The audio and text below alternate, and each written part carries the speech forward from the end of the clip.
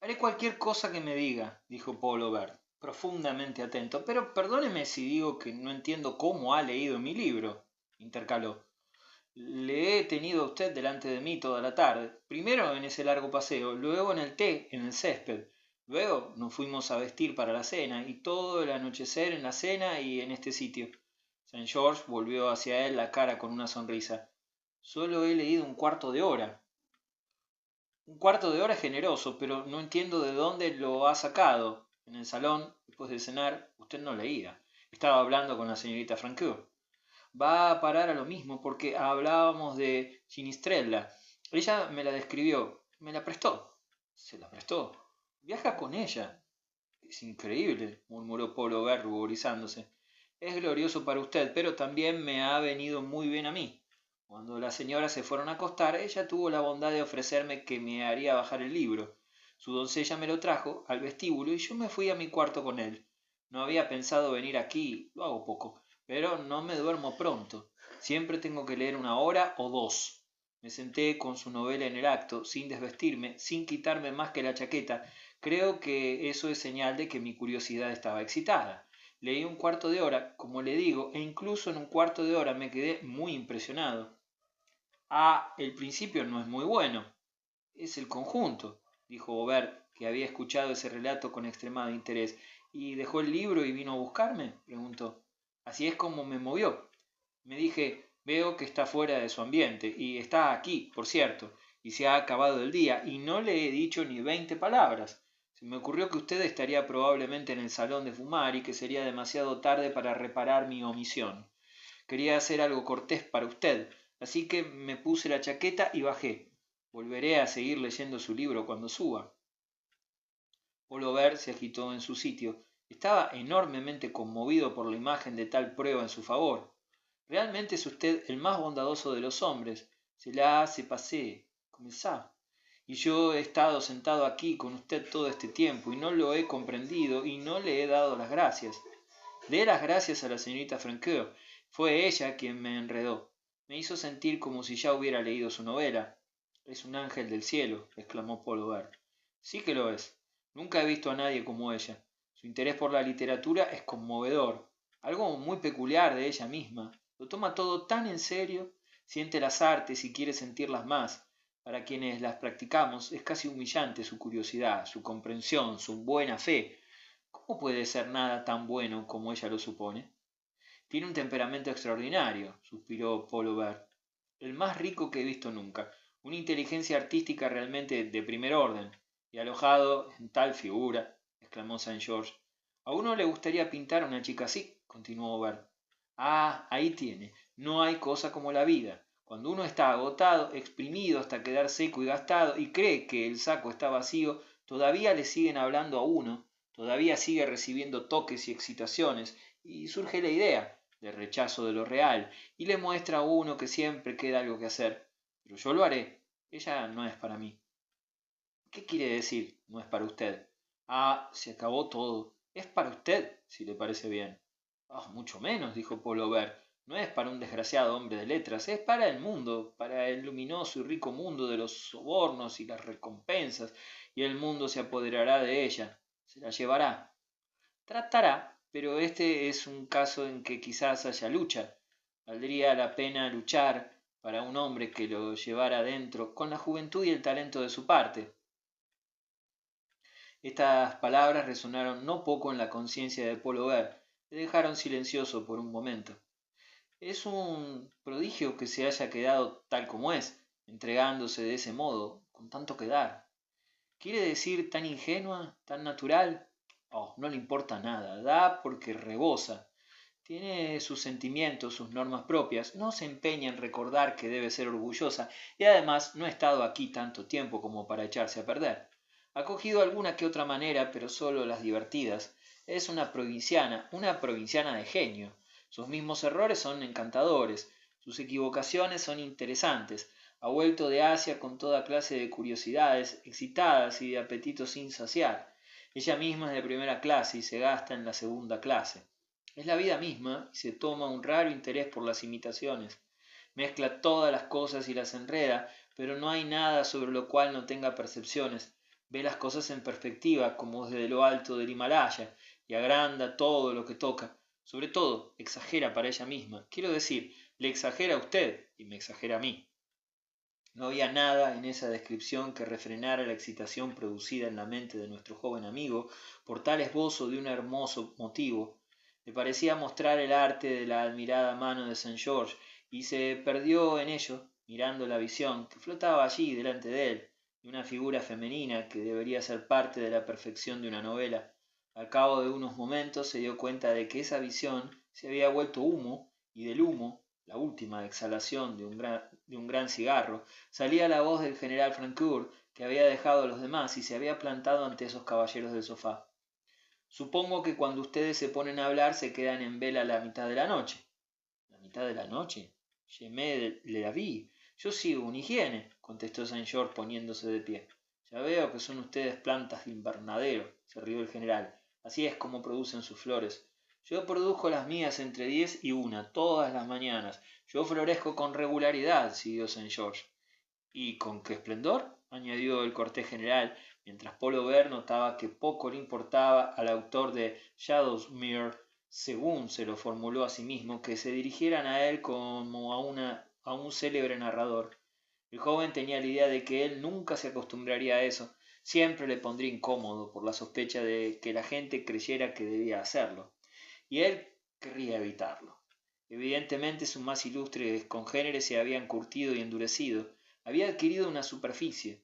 Los hombres del grupo habían acabado los cigarros y habían tomado sus palmatorias, pero antes de marcharse todos, Lord Watermouth invitó a St. George y a Paul Aubert a beber algo. Ocurrió que ambos rehusaron, por lo que el general Francoeur dijo: ¿Esa es la higiene? ¿No riegan las flores? Ah, yo las inundaría, contestó Saint George, pero al salir del salón junto a Aubert añadió en tono de broma, para éste, en voz más baja: mi mujer no me deja. Bueno, me alegro de no ser uno de ustedes, exclamó el general. La cercanía de Summersoft a Londres tenía la consecuencia escalofriante para quien tuviera el ideal de la sociabilidad en un vagón de ferrocarril, de que la mayor parte del grupo después del desayuno volvieron a la ciudad entrando en sus propios vehículos, que habían salido a buscarles, mientras que los criados volvían en tren con su equipaje. 3 o 4 jóvenes, entre los que estaba Paul Aubert, también hicieron uso de esa posibilidad común, pero se quedaron en el pórtico de la casa, viendo a los demás marcharse sobre ruedas. La señorita Francoeur entró en una victoria con su padre, después de dar la mano a Paul Aubert y decirle sonriendo del modo más abierto del mundo: tengo que verle más a usted. La señora Saint George es muy encantadora, me ha prometido que nos invitará a cenar juntos. Esta señora y su marido ocuparon sus lugares en un brougham perfectamente a punto. Ella necesitaba un coche cerrado, y cuando nuestro joven agitó su sombrero hacia ellos en respuesta a sus cabeceos y floreos, reflexionó que en conjunto eran una honrosa imagen del éxito, de las recompensas materiales y del crédito social de la literatura. Tales cosas no eran la plena medida, pero, de todos modos, se sintió un poco orgulloso de la literatura. Cuarto. Antes de que pasara una semana, Paul Aubert encontró a la señorita Francoeur en Bond Street, en una exposición privada de las obras de un joven artista en blanco y negro, que tuvo la bondad de invitarles a esa irrespirable escena. Los dibujos eran admirables, pero la multitud en un solo saloncito era tan densa que él sintió como si estuviera metido hasta el cuello en un gran saco de lana. Un borde de gente en el límite exterior, curvando hacia adelante la espalda y ofreciendo por debajo de ésta una resistencia aún más convexa a la resistencia de la presión, de la masa. Intentaba conservar un intervalo entre sus narices y los relucientes montajes de los dibujos, mientras que el cuerpo central, en la relativa oscuridad, proyectaba por una ancha pantalla horizontal, colgada bajo la claraboya y dejando solo un margen a la luz del día, permanecía erguida, densa y vaga, perdida en la contemplación de sus propios ingredientes. Esa contemplación ocupaba especialmente los tristes ojos de ciertas cabezas femeninas, coronadas por sombreros de extraña convulsión y plumaje, que se elevaban sobre largos cuellos por encima de los demás. Una de las cabezas, se dio cuenta Paul Aubert, era con mucho la más hermosa de la colección, y su inmediato descubrimiento fue que pertenecía a la señorita Francoeur. Su belleza quedó realzada por la alegre sonrisa que le envió a través de los obstáculos circundantes, sonrisa que le atrajo hacia ella tan deprisa como pudo abrirse camino. Había adivinado en Summersoft que lo que menos contenía la naturaleza de ella era el afectar indiferencia, pero aun con esa idea previa tuvo nuevo placer al ver que ella no fingía guardar su llegada con indiferencia. Sonreía tan radiantemente como si quisiera hacerle apresurarse, y tan pronto como llegó al alcance de la voz, ella le dijo con su voz de alegría: está aquí, vuelve dentro de un momento. Ah, ¿su padre? Respondió Paul, mientras ella le ofrecía la mano. Ay, no, esto no está en la línea de mi pobre padre. Quiero decir el señor Saint George. Me acaba de dejar para hablar con alguien. Ya vuelve. Él es quien me trajo. ¿No es algo estupendo? Ah, eso le da una ventaja sobre mí. Yo no la podría haber traído, ¿verdad? Si hubiera tenido la amabilidad de proponerlo, ¿por qué no usted tanto como él? Preguntó la chica con una cara que no expresaba ninguna coquetería barata, sino que simplemente afirmaba un hecho. Bueno, él es su père de famille. Esos tienen privilegios, explicó Paul Aubert, y luego rápidamente: ¿vendrá usted a ver sitios conmigo? Lo que usted quiera, sonrió ella. Sé lo que quiere decir, que las chicas necesitan tener mucha gente. Se cortó para seguir. Yo no sé, soy libre. Siempre he sido así. Siguió. Puedo ir a cualquier sitio con cualquiera. Me alegro tanto de verle, añadió con una dulce claridad que hizo que la gente a su alrededor se volviera. Permítame pagarle esas palabras sacándola de este aplastamiento, dijo Paul Aubert. Seguro que la gente no está contenta aquí. No, están mornes, ¿verdad? Pero yo estoy muy contenta. Y he prometido al señor Saint George quedarme aquí hasta que vuelva. Él se me va a llevar de aquí. Le mandan invitaciones para este tipo de cosas, más de las que quiere. Fue mucha bondad suya invitarme. También a mí me mandan invitaciones de esta clase, más de las que quiero. Y si el pensar en usted es suficiente, siguió Paul. Ah, a mí me encantan. Todo lo que es vida, todo lo que es Londres. Supongo que en Asia no hacen exposiciones privadas, pero qué lástima que este año, en esta fértil ciudad, ya casi se han acabado. Bueno, el año que viene estará bien, pues espero que usted piense que vamos a ser amigos siempre. Aquí viene, continuó la señorita Francoeur, antes que Paul tuviera tiempo de responder. Él distinguió a Saint George en los intervalos de la multitud, y eso quizás le llevó a apresurarse un poco para decir: espero que esto no signifique que tengo que esperar al año que viene para verla. No, no. ¿No vamos a encontrarnos en la cena del 25? Contestó ella, con un afán aún mayor que el suyo. Eso es casi el año que viene. ¿No hay manera de verla antes? Ella se quedó mirando pasmada con toda su claridad. ¿Quiere decir que usted vendría? Como un disparo, si tiene la bondad de invitarme. ¿El domingo, pues? ¿Este domingo que viene? ¿Qué he hecho para que lo dude? Preguntó el joven sonriendo. La señorita Francoeur se volvió al instante a Saint George, que ahora se había reunido con ellos, y le anunció triunfante: viene el domingo que viene. Ah, mi día también, dijo el famoso novelista, riéndose hacia Paul Aubert. Sí, pero no será suyo solo. Se encontrarán en Manchester Square, hablarán, estarán estupendos. No nos encontraremos bastante, observó Saint George, dando la mano a su discípulo. Demasiadas cosas, ¿eh? Demasiadas cosas, pero tenemos que compensarlo en septiembre en el campo. No olvidará que me lo ha prometido. Bueno, va a venir el 25, entonces le verá, dijo Marianne Francoeur. ¿El 25? Preguntó Saint George vagamente. Cenamos con usted, espero que no se haya olvidado. Él cena fuera, añadió ella alegremente hacia Paul Aubert. Ah, vaya, sí, es estupendo. ¿Y usted viene? Mi mujer no me lo dijo Saint George a Paul. Demasiadas cosas, repitió. Demasiada gente, exclamó Paul, cediendo terreno ante la penetración de un codo. No debía decir eso. Todos ellos le leen a usted. A mí. Me gustaría verles. Solo 2 o 3, lo más, contestó el joven. ¿Ha oído jamás cosa semejante? Él sabe cuánto vale, exclamó Saint George riendo hacia la señorita Francoeur.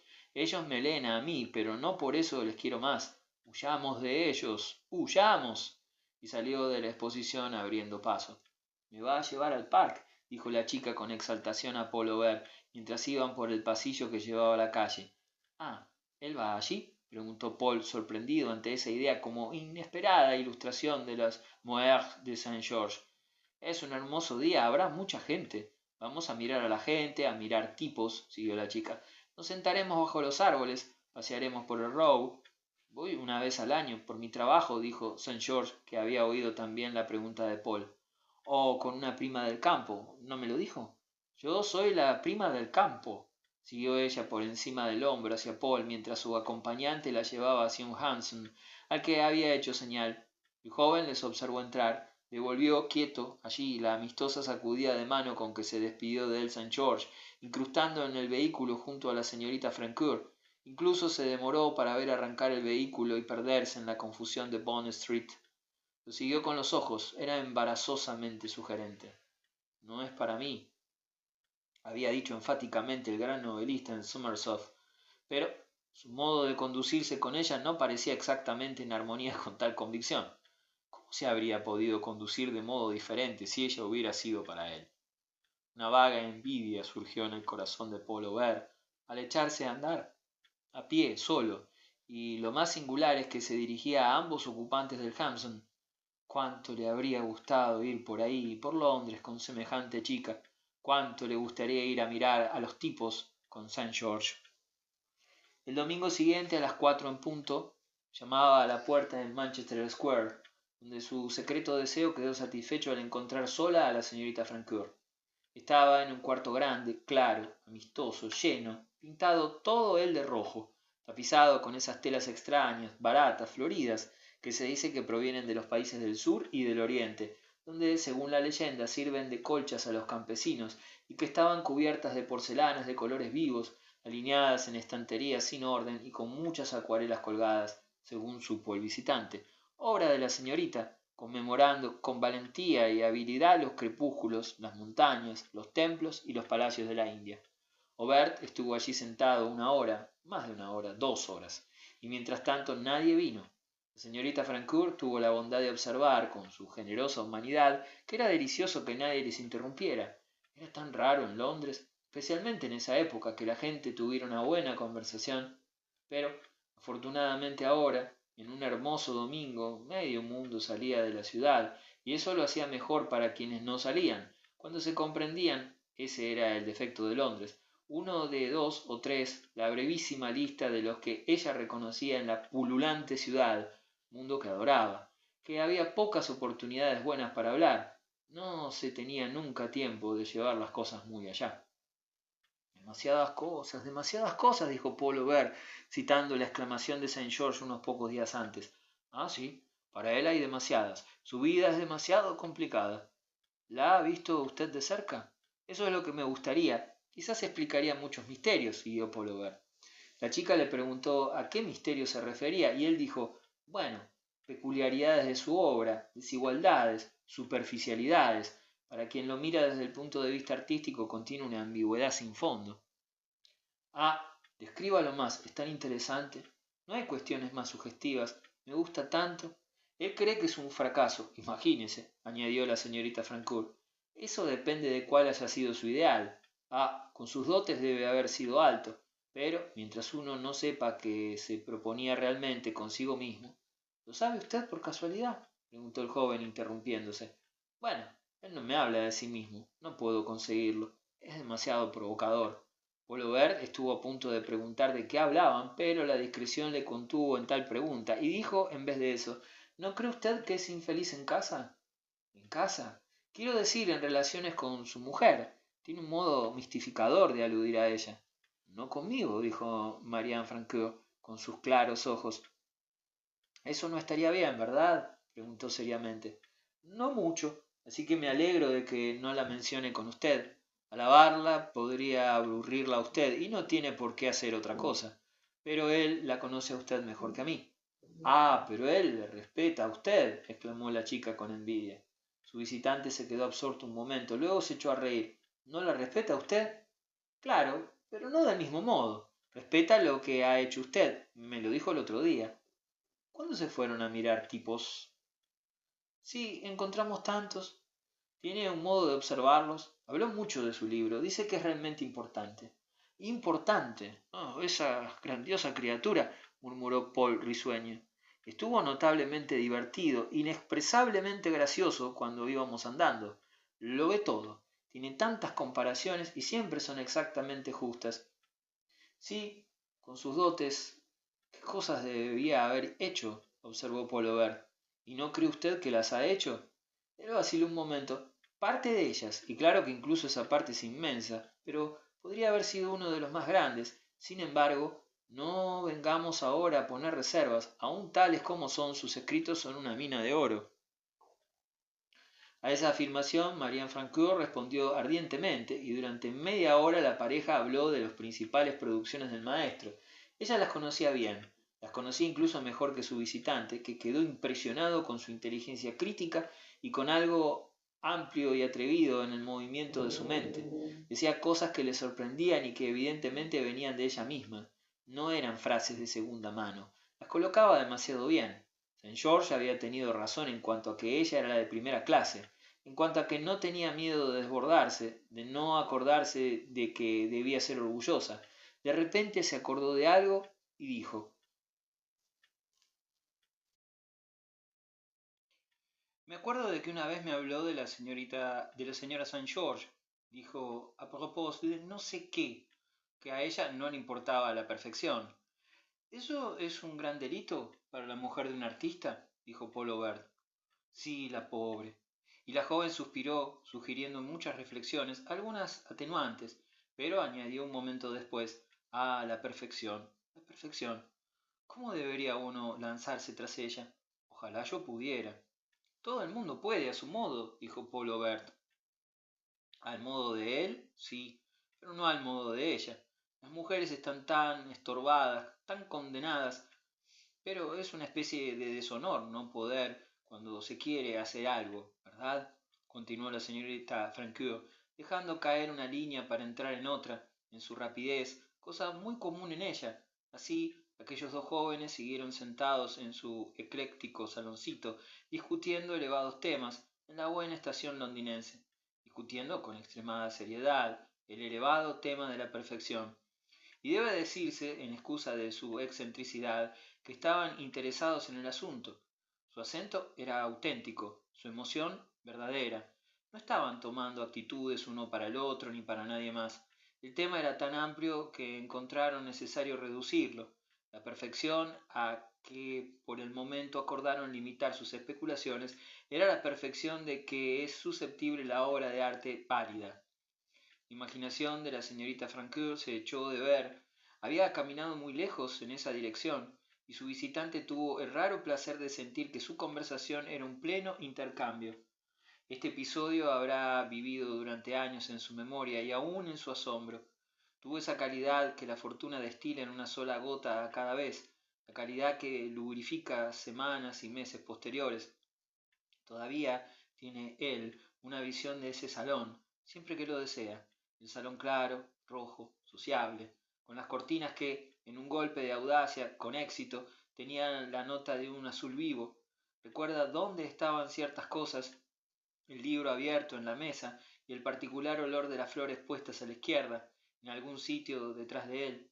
Esos hechos fueron el margen, como quien dice, de una conciencia determinada que nació en esas 2 horas y cuya más general descripción sería quizás indicar que le llevó a decirse una vez y otra a sí mismo: no tenía idea de que hubiera nadie así. No tenía idea de que hubiera nadie así. Su libertad le sorprendía y le encantaba. Parecía simplificar la cuestión práctica. Ella estaba en plan de personaje independiente, una chica sin madre que había llegado a la veintena de años y que tenía una posición, responsabilidades, y no se sujetaba a las limitaciones de cualquier pequeña señorita. Iba y venía sin el estorbo de una señora de compañía, recibía sola a la gente, y aunque carecía por completo de dureza, la cuestión de la protección o el patrocinio no tenía importancia para ella. Daba tal impresión de pureza combinada con naturalidad que, a pesar de su situación tan eminentemente moderna, no sugería ninguna hermandad con la chica lanzada. Moderna sí que era, en efecto, y Apolo ver que amaba el color viejo, el dorado esmalte del tiempo, le hizo pensar con alguna alarma en la emborronada paleta del tiempo. No podía acostumbrarse al interés que ella tenía por las artes que a él le importaban. Parecía demasiado bueno para ser de verdad. Era una aventura tan inverosímil tropezar con tal pozo de comprensión. Uno podía perderse por el desierto fácilmente, eso estaba escrito y era la ley de la vida, pero era una casualidad muy rara tropezar con un pozo cristalino. Sin embargo, si las aspiraciones de ella parecían a veces demasiado extravagantes para ser verdaderas, otras veces le impresionaban como demasiado inteligentes para ser falsas. Eran a la vez nobles y crudas, y, capricho por capricho, le gustaban más que cuanto había encontrado jamás. Era bastante probable que ella las dejara atrás, que las cambiara por la política o la elegancia o la simple maternidad prolífica, como era la costumbre de las chicas mimadas y bien educadas, que escribían y pintorreaban un poco, en una época de lujo y en una sociedad de ocio. Notaba que las acuarelas de las paredes del salón en que ella se sentaba tenían principalmente la cualidad de ser naïves, y reflexionaba que la naivete en el arte es como el cero en un número, su importancia depende de la cifra que va unido, pero mientras tanto se había enamorado de ella. Antes de marcharse dijo a la señorita Francoeur: «Creí que Saint George iba a venir a verla hoy, pero no aparece». Por un momento supuso que ella iba a contestar: «Comando, ¿vino usted aquí simplemente para encontrarle?». Pero inmediatamente se dio cuenta de que poco de acuerdo habrían estado tales palabras con ningún elemento de coqueteo que hubiera percibido jamás en ella. Ella solo contestó: «Ah, sí, pero no creo que venga. Me recomendó no esperarle». Luego añadió riendo: «Dijo que no era justo para usted, pero creo que me podría arreglar con dos». «Yo también podría», asintió Paul Aubert, estirando un poco la cuestión para tomarlo con humor.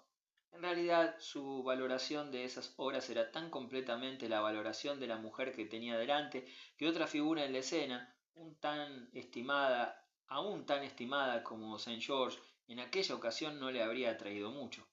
Al marcharse se preguntó qué había querido decir el gran hombre con que no era justo para él, y aún más que eso, si había permanecido ausente por la delicadeza de tal idea. Al emprender su camino, balanceando el bastón por la soledad dominical de Manchester Square y con mucha emoción fermentando en el alma, le pareció que vivía en un mundo realmente magnánimo. La señorita Francoeur le había dicho que era inseguro que estuvieran ella y su padre en la ciudad el domingo siguiente, pero que tenía la esperanza de que él la visitara si no se iban. Le prometió hacerle saber si se quedaban en casa, y entonces él actuaría según eso. Después de entrar en una de las calles que salían del Square, se detuvo sin intenciones definidas, buscando escépticamente un coche de punto. Un momento después vio uno que pasaba rodando a través del Square desde el otro lado y se acercaba hacia él.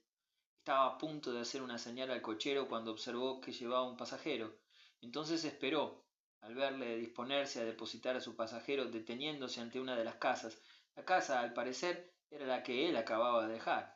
Por lo menos dedujo esa consecuencia al ver que la persona que salía del coche del punto era Henry St. George.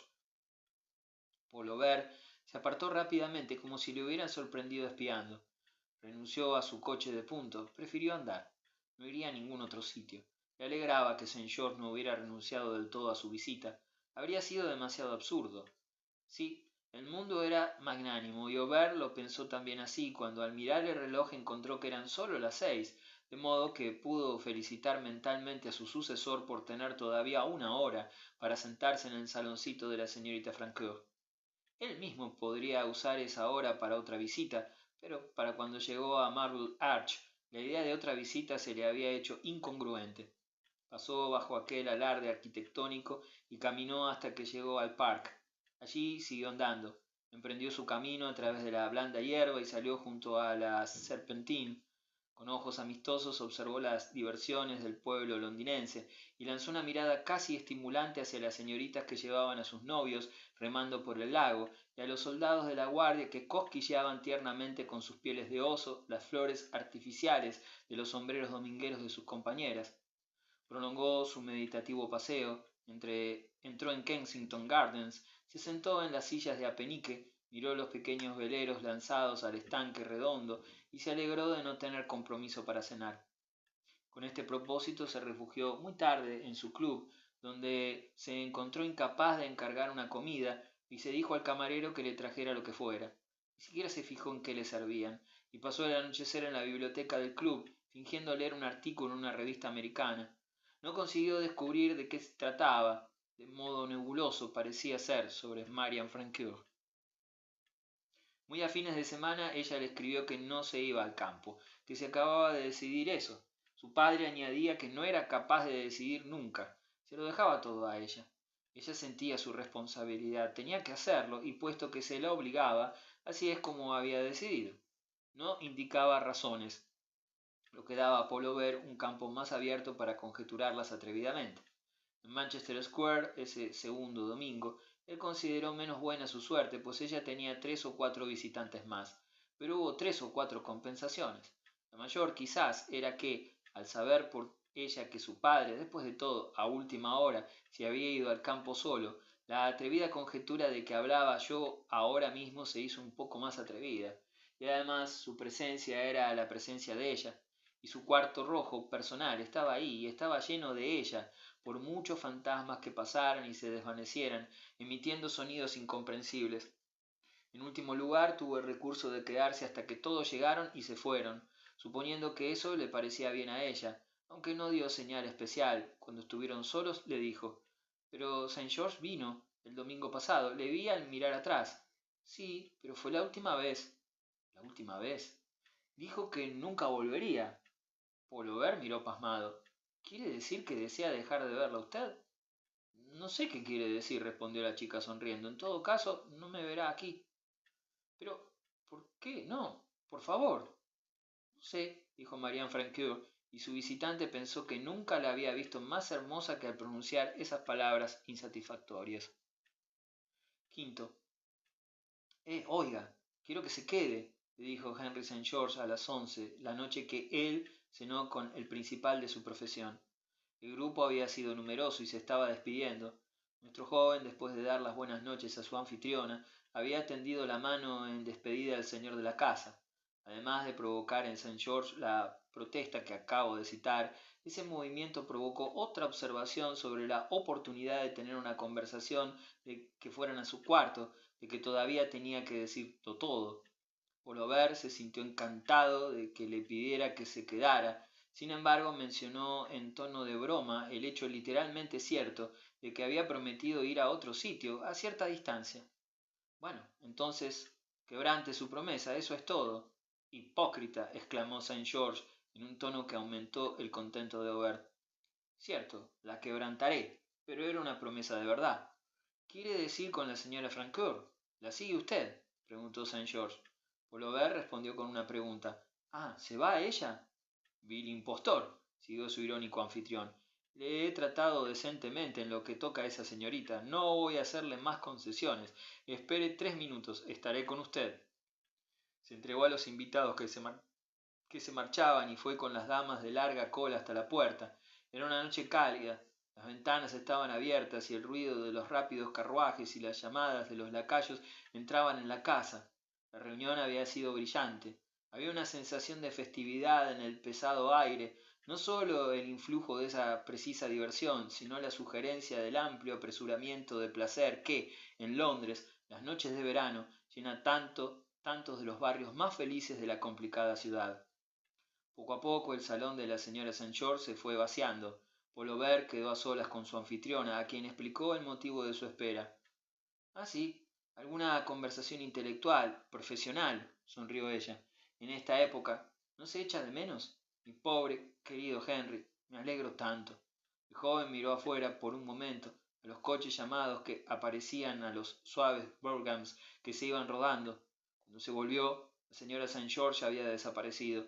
La voz de su marido le llegó desde abajo. Reía y hablaba en el porche con alguna señora que esperaba su coche. Paul tuvo posesión solitaria por unos minutos de los cuartos calurosos y abandonados, donde la luz de las lámparas teñidas por las pantallas era suave y donde las sillas estaban desordenadas y duraba el olor de las flores. Eran grandes, eran bonitos, contenían objetos valiosos. Todo lo que se veía hablaba de una buena casa. Al cabo de 5 minutos llegó un criado con una petición del señor St. George de que se reuniera con él en el piso de abajo, con lo cual, bajando, siguió a su guía por un largo pasillo hasta un espacio proyectado hacia afuera en la parte de atrás de la habitación, para los especiales requerimientos, según adivinó, de un atareado hombre de letras. St. George estaba en mangas de camisa, en medio de un cuarto amplio y alto, un cuarto sin ventanas, pero con una ancha claraboya en lo alto, como un local de exposiciones. Estaba provisto de una biblioteca y las apretadas estanterías se elevaban hasta el techo, una superficie de color incomparable, producido por fondos veladamente dorados, que se interrumpía aquí y allá con viejos grabados y dibujos enmarcados.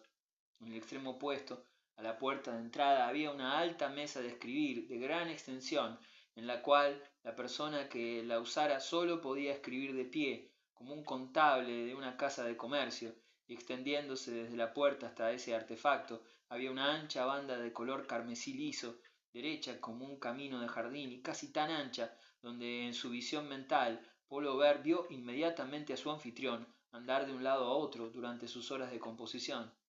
El criado le dio una chaqueta, una vieja chaqueta con aire de experiencia sacada de un armario en la pared, retirándose luego con la prenda que él se quitó.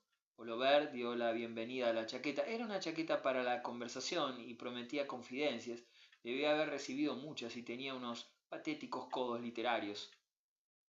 Ah, somos prácticos, dijo St. George al ver a su visitante mirando todo el sitio. ¿No es una gran jaula para dar vueltas y vueltas? Mi mujer la inventó y me encierra aquí todas las mañanas. ¿No echa de menos una ventana, un sitio por donde asomarse? Al principio terriblemente, pero su cálculo era justo. Ahorra tiempo. Me ha ahorrado muchos meses en estos 10 años. Aquí me yergo, bajo la mirada del día, en Londres, desde luego, una mirada más bien vieja y nublada, emparedado para mi oficio. No me puedo ir, y el cuarto es una hermosa lección de concentración. He aprendido la lección, creo. Mire ese gran fajo de pruebas y reconozca que sí. Señaló un grueso rollo de papeles en una de las mesas, todavía sin deshacer. ¿Va a sacar otra? Preguntó Paul Aubert en un tono de cuyos efectos no se dio cuenta hasta que su compañero se echó a reír, y en realidad ni siquiera entonces. ¡Hipócrita, hipócrita! ¿No sé lo que piensa de ellas? Preguntó St. George, parado ante él con las manos en los bolsillos y un nuevo tipo de sonrisa. Era como si ahora se lo fuera a hacer saber bien a su joven devoto. Palabra, en ese caso usted sabe más que yo, se atrevió Paul a responder, revelando una parte del tormento que, de no ser capaz ni de estimarle claramente, ni de renunciar definitivamente a él. Mi querido amigo, dijo su compañero, no imagine que yo hablo de mis libros específicamente, no es un tema decente, y ne me querrez plus, quizá, no soy tan malo como puede suponer. Sobre mí mismo, un poco, si lo desea, aunque no era para eso para que lo traje aquí. Quiero pedirle algo, muy de veras. Aprecio esta oportunidad. Por tanto, siéntese. Somos prácticos, pero hay un sofá, ya ve, pues después de todo ella me sigue un poco el humor. Como todos los administradores realmente grandes, sabe cuándo.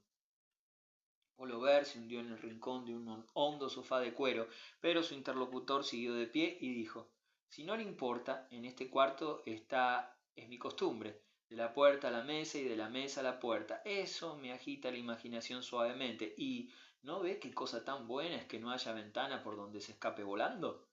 Mi eterna postura de pie al escribir. Me detengo ante esa mesa y pongo por escrito lo que se me ocurre, y así seguimos. Al principio era bastante fatigosa, pero la adoptamos con vistas a la larga. Uno está en mejor forma, si sus piernas no ceden, y uno puede seguir con ello más años. Ah, somos prácticos, repitió Saint George, yendo a la mesa y tomando maquinalmente el fajo de pruebas. Arrancó el envoltorio y revolvió los papeles con un súbito cambio de atención que no hizo más que volverle más interesante para Paul Aubert. Se perdió un momento examinando las pruebas de su nuevo libro, mientras los ojos del más joven volvían a errar por el cuarto. Señor, qué cosas tan buenas haría yo si tuviera un sitio tan encantador como este para hacerlas, reflexionó Paul. El mundo exterior, el mundo de la casualidad y la fealdad quedaba excluido con eficacia, y dentro del rico cuadrado protector, bajo el cielo protector, las figuras proyectadas con un propósito artístico podían mantener su fiesta particular. En una previsión de Paul Aubert más bien que una observación de datos efectivos, para la cual las ocasiones habían sido demasiado pocas, el que su nuevo amigo tuviera la encantadora calidad de sorprenderle con destellos en el trato personal, en un momento en que la expectación estaba suspendida o quizás incluso disminuida, Una relación feliz con él sería algo que avanzara a saltos, no en etapas rastreables. ¿Las lee usted realmente?, preguntó, dejando las pruebas cuando Paul preguntó cuánto tardaría en publicarse la obra, y cuando el joven respondió «Ah, sí, siempre», él se sintió movido de regocijo por algo que captó en su manera de decirlo. Usted va a ver a su abuela en su cumpleaños, y es muy adecuado, especialmente dado que ella no va a durar para siempre. Ha perdido todas sus facultades y sentidos, ni ve, ni oye, ni habla, pero todas las piedades de la costumbre y los hábitos de bondad son respetables. Pero usted es fuerte si de veras las lee. Yo no podría. Mi querido amigo, usted es fuerte, lo sé, y eso es precisamente una parte de lo que quería decirle. Usted es muy fuerte, en efecto. Me he metido en sus otras cosas, me han interesado enormemente. Alguien debería haberme hablado de ellas antes, alguien a quien pudiera creer, pero ¿a quién se puede creer? Usted está asombrosamente en la buena dirección. Es una obra extremadamente curiosa. Ahora, ¿tiene usted intención de seguir adelante? Eso es lo que quiero preguntarle. ¿Que si tengo intención de hacer otras obras?, preguntó Paul Aubert, levantando la mirada desde su sofá hacia su erguido inquisidor, y sintiéndose en parte como un niño feliz cuando el maestro está alegre, y en parte como un peregrino de antaño que hubiera consultado el oráculo. La propia realización de Saint George había sido vacilante, pero como consejero sería infalible. ¿Otras? Ah, el número no importa. Otra serviría si fuera realmente un paso adelante, un latido del mismo esfuerzo. Lo que quiero decir es, ¿tiene usted intención de buscar alguna clase de pequeña perfección? Ah, perfección, suspiró Bert. Hablaba de eso el otro domingo con la señorita Francoeur.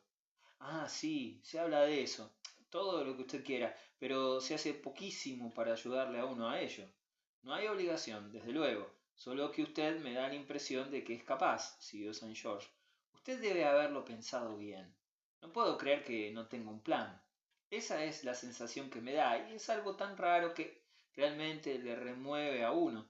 Le hace a usted notable.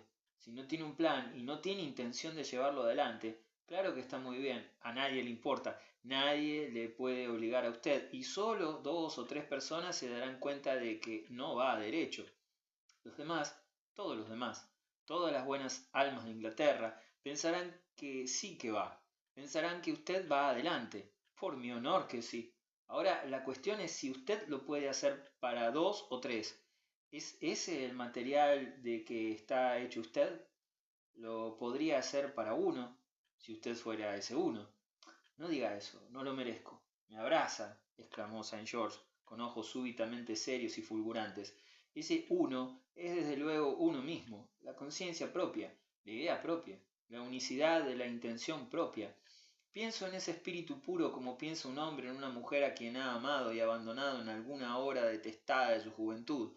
Ella le acosa con ojos de reproche, vive para siempre ante él. Como artista, ya sabe, Roy, he casado por dinero. Paul miró pasmado y hasta se ruborizó un poco, confundido por esa confesión, ante lo cual su anfitrión, observando la expresión de su cara, soltó una rápida risa y siguió. ¿No sigue usted mi imagen? No hablo de mi querida mujer, que tenía una pequeña fortuna que, sin embargo, no fue mi soborno. Me enamoré de ella, como han hecho otros muchos. Me refiero a la musa mercenaria, a quien llevé al altar de la literatura. No haga eso, muchacho. Le arrastrará a usted toda su vida. ¿No ha sido usted feliz? Feliz. Es una especie de infierno. Hay cosas que me gustaría preguntarle, dijo Paul Aubert vacilante. Pregúnteme todo lo que quiera. Me volvería del revés, de dentro a afuera, para salvarle. Para salvarme, repitió Paul. Para hacerle adherirse a ello, para hacerle ver claro. Como le dije la otra noche en Somerset, que mi ejemplo sea evidente para usted. Bueno, sus libros no están tan mal como todo eso, dijo Paul riendo y sintiendo que respiraba el aire del arte. ¿Tan malos como qué? Su talento es tan grande que está en todo lo que hace, en lo menos bueno tanto como en lo mejor. Tiene unos 40 volúmenes que enseñar para eso, 40 volúmenes de vida, de observación, de magnífica capacidad. Soy muy listo Claro que eso ya lo sé, respondió Saint George suavemente. Señor, qué porquería sería todo eso si yo no lo hubiera sido. Soy un charlatán con éxito. He sido capaz de colocar mi sistema, pero ¿sabe usted qué es? Es cartón piedra. ¿Cartón piedra? Ah, no diga esas cosas. Me hace sangrar, protestó el más joven. Le veo en un hogar bello y afortunado, viviendo con comodidad y honor. ¿Lo llama usted honor? Interrumpió Saint George con una entonación que no olvidaría su compañero. Eso es lo que quiero que usted pretenda. Quiero decir, lo de verdad. Esto es antigüedades falsas. ¿Falsas? Exclamó Paul mientras sus ojos erraban con un movimiento natural en ese instante por el lujoso cuarto. Sí, las hacen muy bien hoy día. Es algo notablemente engañoso. Es engañoso que le encuentre viviendo con toda apariencia de felicidad doméstica, con la bendición de una mujer afectuosa y llena de cualidades, con hijos a quienes no he tenido todavía el placer de conocer, pero que deben ser unos jóvenes deliciosos, por lo que sé de sus padres. Ah, todo eso es excelente, mi querido amigo. No permita Dios que lo niegue. He hecho mucho dinero, mi mujer ha sabido cuidar de él, usarlo sin desperdiciarlo, ahorrar un buen poco de él, hacerlo fructificar. Tengo mis reservas, lo tengo todo, en efecto, excepto la gran cosa. ¿La gran cosa? La sensación de haber hecho lo mejor que podía, la sensación, que es la verdadera vida del artista y cuya ausencia es muerte, de haber sacado de su instrumento intelectual la mejor música que la naturaleza había escondido en él, o de haberlo tocado como se debía tocar. El artista lo hace o no lo hace, y si no lo hace no es digno de que se hable de él, y precisamente los que entienden de veras no hablan de él. Quizás él siga oyendo una gran algarabía, pero lo que más oye es el incorruptible silencio de la fama. Yo la tuve en mi mano. Usted podrá decir, durante mi breve hora, pero ¿qué es mi breve hora? Me imaginé por un momento que soy tan bruto como para haberle traído aquí para insultar a mi mujer o para quejarme de ella ante usted. Es una mujer con todas las cualidades más distinguidas y hacia quien mi agradecimiento es inmenso. De modo que, por favor, no digamos nada de ella. Mis chicos, todos mis hijos son chicos, son rectos y fuertes, gracias a Dios, y no tienen pobreza de energía ni penuria de necesidades. De vez en cuando recibo el más satisfactorio testimonio desde Harrow, desde Oxford, desde Sandhurst.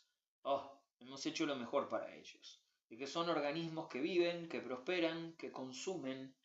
Debe ser delicioso sentir que el hijo de la propia sangre de uno está en Sandhurst, observó Paul, entusiasta. Ah, es encantador. Ah, yo soy un patriota. Entonces, ¿qué quería decir usted la otra noche en Summersoft al decir que los hijos son una maldición? Mi querido amigo, ¿sobre qué base estamos hablando? Preguntó Saint George dejándose caer en el sofá a poca distancia de su visitante. Sentado un poco de lado, se recostó en el brazo con las manos levantadas y enlazadas detrás de la cabeza, sobre el supuesto de que cierta perfección es posible y aún deseable. ¿No es verdad? Bueno, lo único que digo es que los hijos de uno interfieren con la perfección. La mujer de uno interfiere, el matrimonio interfiere. ¿Cree entonces que el artista no debería casarse? Si lo hace es por cuenta y riesgo, lo hace a su costa. Ni siquiera cuando su mujer está de acuerdo con su trabajo. Nunca lo está. No lo puede estar. Las mujeres no saben lo que es el trabajo. Bueno, ellas también trabajan, objetó Pullover. Sí, muy mal. Ah, claro, a menudo creen que entienden, creen que están de acuerdo, entonces es cuando resulta más peligroso. Su idea es que uno hará grandes cosas y ganará mucho dinero. Su gran nobleza y virtud, su ejemplar conciencia como hembras británicas, está en mantenerle a uno a la altura de eso. Mi mujer hace mis tratos por mí con todos mis editores y lleva haciéndolo así 20 años. Lo hace con mucho acierto, por eso es por lo que me va bastante bien. ¿No es uno el padre de sus inocentes niñitos y les va a retirar su natural sustento? La otra noche me preguntaba usted si no son un inmenso incentivo. Claro que lo son, no hay duda de eso. Por mi parte, tengo la idea de que necesito incentivos, dejó caer Pullover. Ah, bueno, entonces no parlons pas, dijo su compañero sonriendo. Usted es un incentivo, lo mantengo, continuó el joven. Usted no me afecta del modo que al parecer le gustaría afectarme. Su gran éxito es lo que veo. La pompa de Ensimore Gardens. Éxito. ¿Lo llama un éxito del que quepa hablar como hablaría usted de mí si estuviera aquí sentado con otro artista, un joven inteligente y sincero como usted mismo?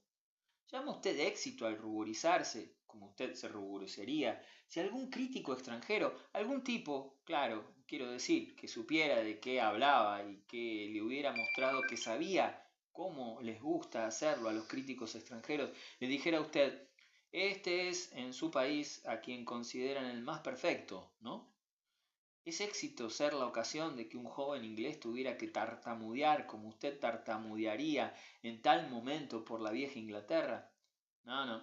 El éxito es haber hecho a la gente temblar de otra manera. Inténtelo. ¿Que lo intente?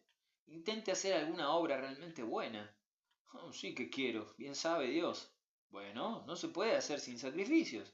No se lo crea ni un momento, dijo Henry St. George.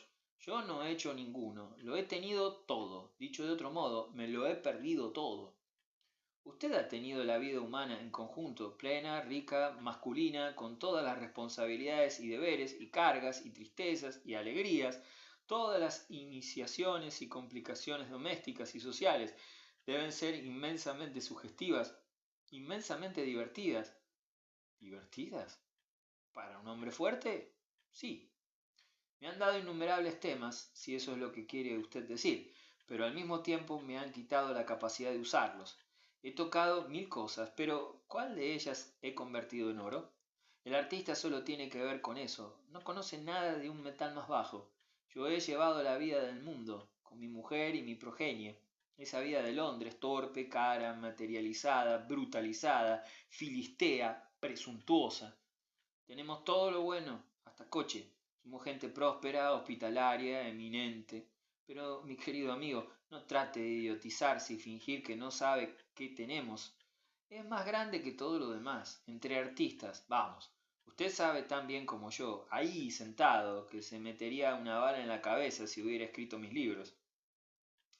Me pareció a Polo ver que, en efecto, se había puesto en marcha la tremenda conversación prometida por el maestro en Summersoft, y con una prontitud y una plenitud con que apenas había contado su joven imaginación. Su compañero le había hecho una inmensa impresión y palpitaba con la emoción de tan profundos sondeos y tan extrañas confidencias.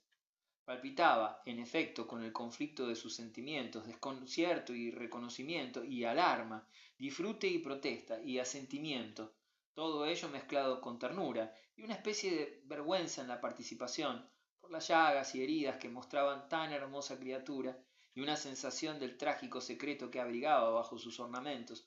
La idea de que él resultara la ocasión de tal acto de humildad le hacía sofocarse y jadear. Al mismo tiempo que su percepción en ciertas direcciones estaba demasiado despierta para ocultarle nada de lo que quería decir St. George. Había tenido la extraña suerte de soplar en las profundas aguas, hacerlas elevarse y romper en olas de extraña elocuencia. Se lanzó a contradecir apasionadamente la última declaración de su anfitrión.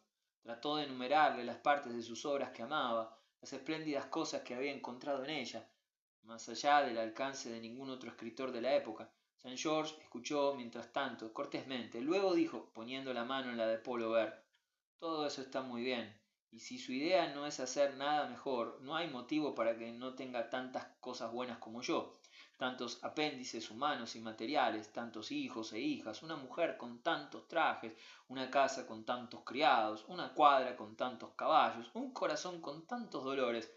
Se levantó después de hablar así, y luego quedó un momento de pie junto al sofá, mirando a su agitado discípulo. ¿Tiene usted algún dinero? Se le ocurrió preguntarle. Nada de que valga la pena hablar. Ah, bueno, no hay motivo para que no consiga unos ingresos decentes, si se lo propone como es debido.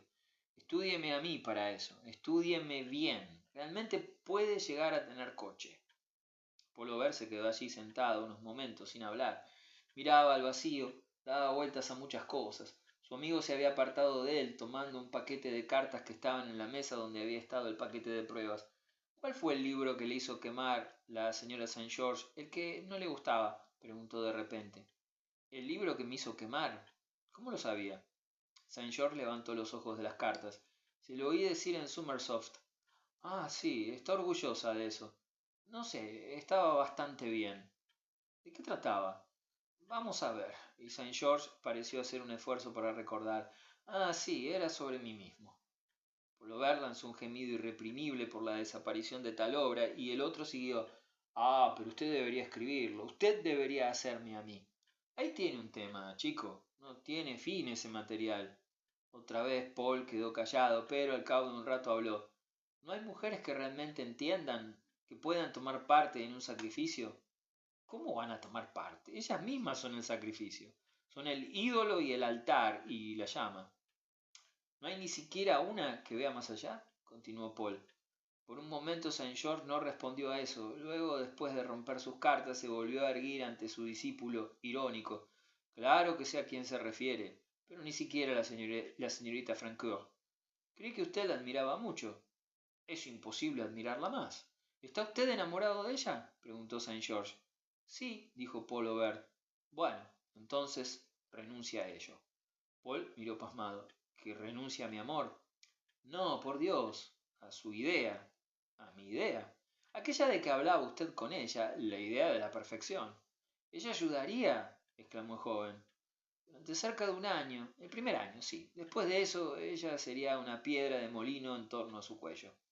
Bueno, ella tiene pasión por lo completo, por la buena obra, por todo lo que nos importa más a usted y a mí. Lo de a usted y a mí es delicioso, mi querido amigo. Lo tiene, en efecto, pero tendría una pasión aún mayor por sus hijos, y es muy justo, además. Se empeñaría en que todo se hiciera cómodo, ventajoso, propicio para ellos. Ese no es el negocio del artista. El artista, ¿no es un hombre de todas maneras? Saint George vaciló. A veces pienso que no. Usted sabe tan bien como yo lo que tiene que hacer. La concentración, el acabado, la independencia por la que él debe esforzarse desde el momento en que empieza a respetar su arte. Ah, mi joven amigo, su relación con las mujeres, especialmente en el matrimonio, está a merced de este hecho condenador, que mientras él, por la naturaleza de las cosas, no puede tener más que un canon, ellas tienen unos 50. Eso es lo que las hace tan superiores, añadió Saint George riendo. Imagínese un artista con una pluralidad de cánones, siguió. Hacerlo, hacerlo y hacerlo de modo divino es la única cosa en que tiene que pensar. ¿Está hecho o no? Es su única pregunta. No. ¿Está hecho tanto como lo permite una adecuada solicitud por mi querida pequeña familia? Él no tiene nada que ver con lo relativo, nada que ver con una querida pequeña familia. Entonces, ¿usted no le permite las pasiones comunes y los afectos de los hombres? ¿No tiene él una pasión, un afecto que incluye todos los demás? Además, que tenga todas las pasiones que quiera, con tal que guarde su independencia, debe permitirse el lujo de ser pobre. Pullover se levantó lentamente. Entonces, ¿por qué me aconsejó usted ir adelante con ella? Saint George le puso la mano en el hombro. Porque ella sería una esposa adorable, y entonces yo no le había leído a usted. Ojalá me hubiera dejado en paz, murmuró el joven. Yo no sabía que eso no era bastante bueno para usted, continuó Saint George. Qué posición tan falsa, qué condena del artista que sea un simple monje enclaustrado y sólo pueda producir su efecto renunciando a su felicidad personal. Qué acusación contra el arte, siguió Paul Aubert con voz temblorosa. Ah, ¿no se imaginará por casualidad que estoy defendiendo al arte? Acusación, ya lo creo. Feliz es la sociedad donde no ha hecho su aparición, porque desde el momento en que vienen, tienen un dolor que las consume, tienen una corrupción incurable en su seno. Sin duda, el artista está en una falsa posición, pero creí que eso lo dábamos por supuesto. Perdón, continuó Saint George. Ginistrella me hizo a mí. Pullover se quedó mirando el suelo. Dio la una entre el silencio en la torre de una iglesia cercana. ¿Cree usted que ella me miraría alguna vez? Preguntó al fin. ¿La señorita Francourt? ¿Como pretendiente? ¿Por qué no lo iba a creer? Por eso he tratado de favorecerle. He tenido alguna que otra pequeña oportunidad de mejorar sus oportunidades. Perdone que se lo pregunte, pero ¿qué pretende usted manteniéndose ausente? Dijo Paul, enrojeciendo. Soy un viejo idiota. Aquel no es mi sitio, contestó Saint George gravemente. Yo no soy nada todavía, no tengo fortuna, debe haber tantos otros. Usted es un caballero y un hombre de genio. Creo que usted podría hacer algo. Pero, si debo renunciar a eso, al genio. Mucha gente, ya sabe, cree que yo he conservado el mío. Tiene usted un genio para atormentar, exclamó Paul Aubert, pero tomando la mano de su compañero en despedida, como para atenuar su juicio. Pobre hijo, le molesto. Intente entonces. Creo que tiene buenas probabilidades y ganará un buen premio. Paul retuvo la mano del otro unos momentos, le miró a la cara. No, yo soy un artista, no lo puedo remediar. Ah, pues demuéstrelo, prorrumpió Saint George. Déjeme ver antes de morir lo que más quiero, la cosa que más anhelo, una vida en que la pasión sea realmente intensa. Si usted puede ser excepcional, no fracase. Piense lo que es, como cuenta, como vive. Habían llegado a la puerta y Saint George había estrechado la mano de su compañero entre las suyas. Allí volvieron a detenerse y Paul Aubert exclamó: Quiero vivir. ¿En qué sentido? En el sentido más grande. Bueno, entonces aténgase a ello. Vea claro. Con su comprensión, con su ayuda, cuente con ellas. Usted será para mí una gran figura. Cuente con mi más alta estima, con mi devoción. Me dará satisfacción si eso le importa algo. Y como Paul todavía parecía vacilar, Saint George añadió: ¿Recuerda lo que me dijo en Summersoft? Algo presuntuoso, sin duda. Haré cualquier cosa que usted me diga. Eso dijo. ¿Y usted me sujeta a ello? Ah, ¿qué soy yo? Suspiró el maestro sacudiendo la cabeza. Señor, ¿qué cosas tendré que hacer? Casi gimió Paul al marcharse.